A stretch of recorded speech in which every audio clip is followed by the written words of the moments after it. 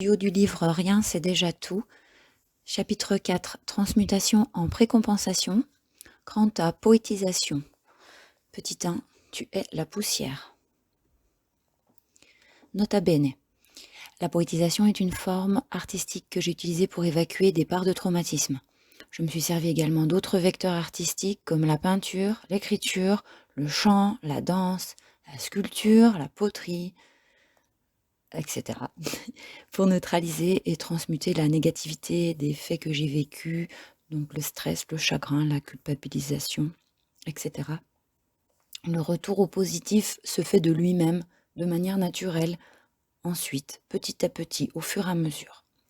C'est une forme de transmutation alchimique. On va transmuter le plomb des événements traumatisants vécus en or par une œuvre qui nous sera toute personnelle.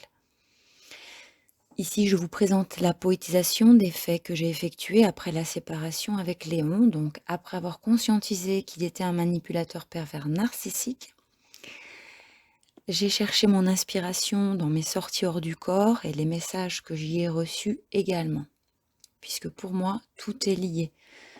Le vécu dans l'astral au niveau des sorties, le vécu dans la relation perverse narcissique, et puis le lien de flamme jumelle qui arrive pour couronner le tout. Petit 1, tu es la poussière.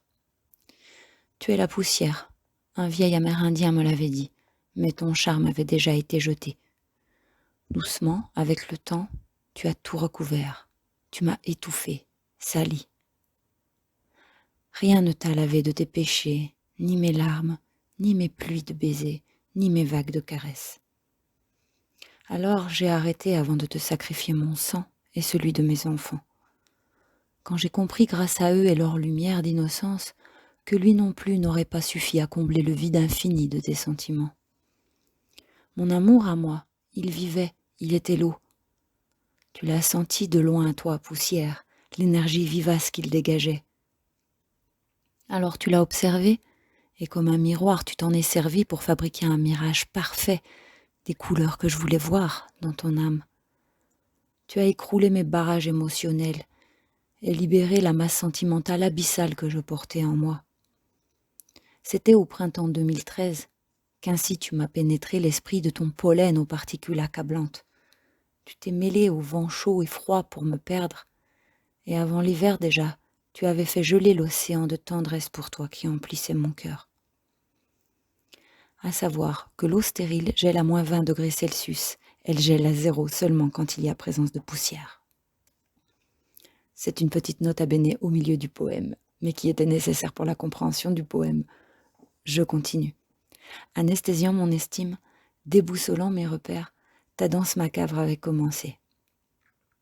Aujourd'hui, printemps 2017, je vais devoir filtrer mes torrents de pensées pour t'éliminer.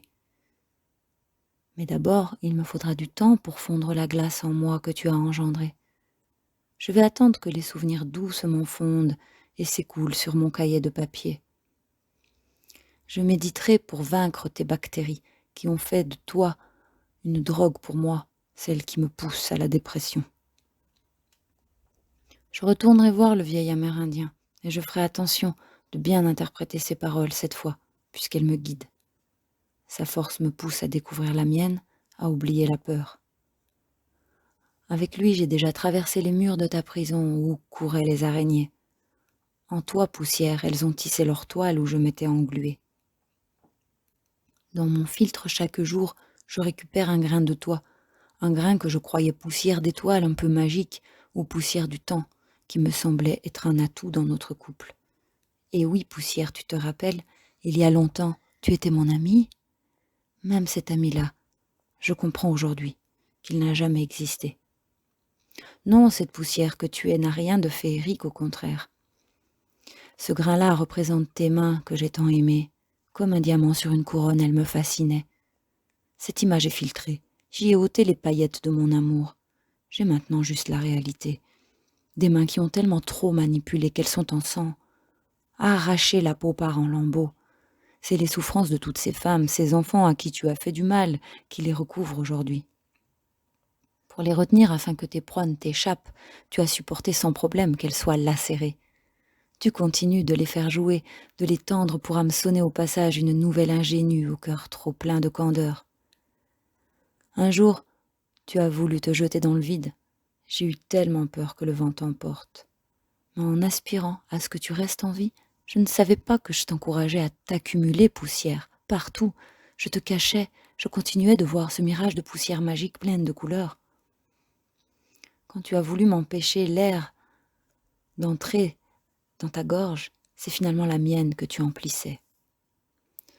Condamnée comme une Danaïde à m'épuiser sans fin pour remplir de mon eau d'amour la jarre vide de ton cœur desséché, je n'ai pourtant commis aucun crime pour arriver aux portes de ton enfer. Il y a quelque chose d'ésotérique et de magnifique qui contraste avec cette désastreuse union, comme un oracle, un secret, une énigme à élucider, avec pour seul indice 2 chiffres et un grain de beauté. Le sang est l'eau et la vie. Il transporte l'âme jusqu'aux cristaux du centre de notre cerveau. Il filtre indéfiniment le même air déjà respiré par tous les êtres, donc informé par tout le vivant.